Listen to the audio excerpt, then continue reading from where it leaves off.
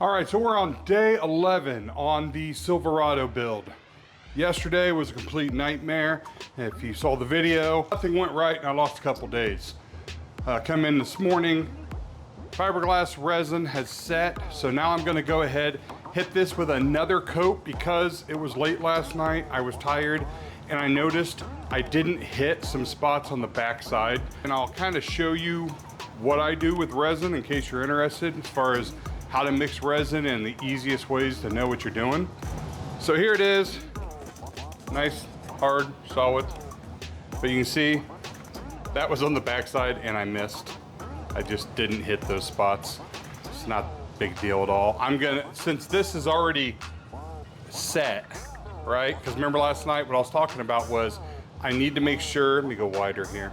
I need to make sure that I don't run it too hot so it doesn't warp the board. But the board stayed perfectly straight. The panel did, nothing twisted or warped up. So now, since it's already set, I can run the next coat hot as hell. And I will run it hot as hell because I want it to cure and be done. So here's some tricks if you're gonna learn to do resin or if you've never done fiberglass before. It's not as scary as you think, but I learned by looking in magazines. This was before the internet existed. But this is how I do it. All right, so right off the bat, this Total Boat resin seems to be like all over the place and the most popular. So I've been buying it off of Amazon. Works out great. They also make the clear casting resins and all kinds of stuff, but this stuff works great. I will show you something on here in a second. Then you got your mixing cups. You want to get the cups that at least have the basic measurements on it. Don't just use clear cups with nothing. This is my super old, super dirty catalyst chart. So as you look on here, it'll show you how much resin, and if you want to run it at 1%, 1.25, 1.75, that's how hot you're going to run it. So that usually is dictated by the temperature and everything outside. So when I learned how to do fiberglass, I did it here in Indiana where we have winters. When I moved out to California to do Pimp My Ride and everything, it was crazy how different it was because I was mixing my resins so hot I was starting fires because out there's no humidity, it's warmer, it was just a completely different. So wherever you live will kind of dictate, but that's your basic, and then how many ounces or cc's of MEKP that you're gonna use per how much resin. Then this is an MEKP dispenser. These are really cool because you can fill that up with MEKP, then you squeeze it, and that shows you how many cc's. Get it up to the line, pour it out. I quit filling this up though, so be warned. I don't even know how it happens. It's scientific, man. It's past my logic. There's no holes, there's nothing in here. If I fill this up with MEKP and I leave it on a shelf, after about a month, MEKP will be outside leached all over the shelf. So I'm sure it's like a simple explanation and I'm just too dumb and somebody's gonna make fun of me, but it leaches through the plastic and it'll come out on the other side. So I quit filling this up because it was just causing a mess. I always had, and that MEKP, this stuff is so volatile. I mean, if you smell it, you'll see what I mean. You don't want to mess around with this stuff. You don't want to get it in your eyes. I've done it. God, it's horrible. This stuff is nasty, nasty stuff. So when you have it leaking out on your shelf, if it's a metal shelf, it'll literally just start eating through the shelf and corrode it all to hell. But this is my MEKP. Most people see it when it's clear. You can get it like this, which is colored, or you can color it yourself. So you can get your own dye and you can color your MEKP. Now, I always suggest for people to do it, especially if you're new to it, dye your MEKP. Also, when you get your resin, you may notice on here, it says finishing resin. If it says finishing resin, that means it contains wax. If it has wax in it, that means when it cures, it's gonna be nice and just solid, not sticky. If your resin is very sticky after it cures, that's because you use the wax-free resin. That's not finishing resin, that's for building up because the next layer will go onto that tacky and then the next layer will go on that tacky. And then when you're gonna do your final layer, you would do it with the finished resin so it's not tacky and sticky. A lot of people don't know that, and then their pieces are all nasty and gross and gummy all the time and they wonder why they can't sand on it, and it's because you're using the wrong resin. So I'm gonna pour this into this cup. I'll probably do half a cup of that, so I'll end up doing 16 ounces. I'm gonna run this baby hot as hell, so I'm gonna end up running 8 cc's into it, maybe 10. I'll squirt that into that. When I put that with my resin, the resin comes out like kind of a brown. When you mix that up, it'll turn purple.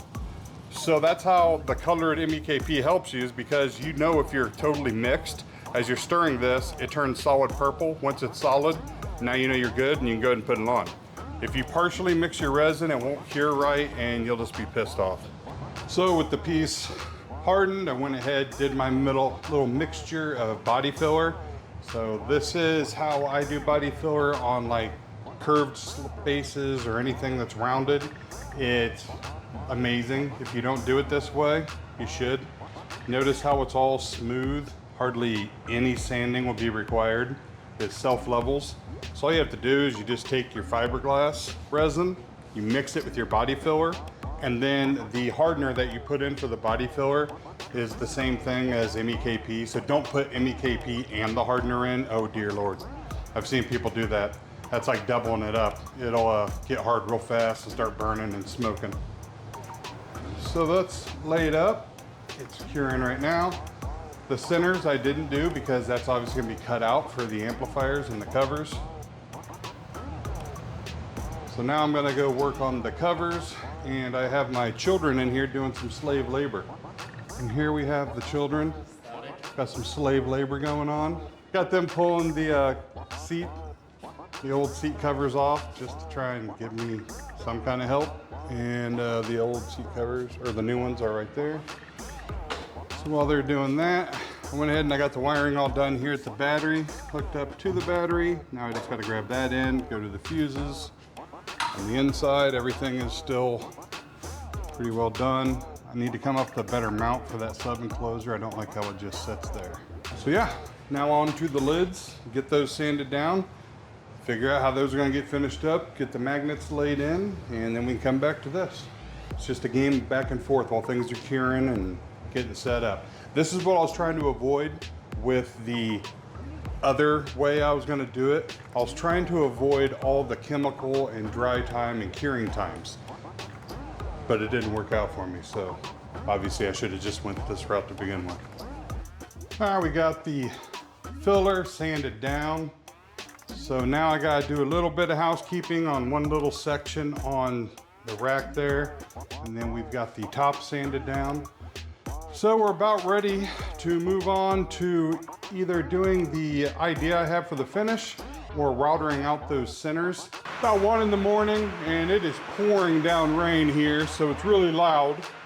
But I've wrapped the amp covers, the plates, show those. So I decided to do them in suede. So these wrapped in suede. I'll cut those out tomorrow and letting all the glue dry on the backside. I've also inlaid the magnets on the backside, so we've got those taken care of. I was in the process of actually getting ready to router that piece out and be all good. I sanded it and it was all DA'd, but I didn't like the sides. I was just a little too far away from the edge. So I wanted to get a little bit more filler on both sides, because when I router these out, I'm gonna leave a little bit of section there. So I went ahead and did another coat on it, and of course that's gonna bite me in the ass. This stuff is not, for some reason, this coat is not kicking and curing. The other coats, they kicked and cured within a couple hours. It's been like 2-3 hours and it's still tacky. I'm not gonna be able to work on this anymore tonight because I'm not gonna stay here and just wait for this to dry. So that'll be tomorrow. So before I say I'm done for the night, I'm gonna go ahead and polish out this third brake light because it's nasty and hazy, and he asked me to do that as part of the job too. And there it is, polished up. So that looks way better than it did. So that's all taken care of. That's pretty much gonna button up for the night. Now, I'm not really behind on this vehicle. I'm behind on my own schedule. I allotted 2 weeks for this vehicle. And I believe today is day 11. So I allotted 14 days for this build. So technically I'm pretty much right on par with what I said it was gonna take, but I could have got it done sooner. But shoulda, coulda, woulda. I'm gonna go home. It's 1:30 in the morning. I'll be back tomorrow morning to keep going. Later.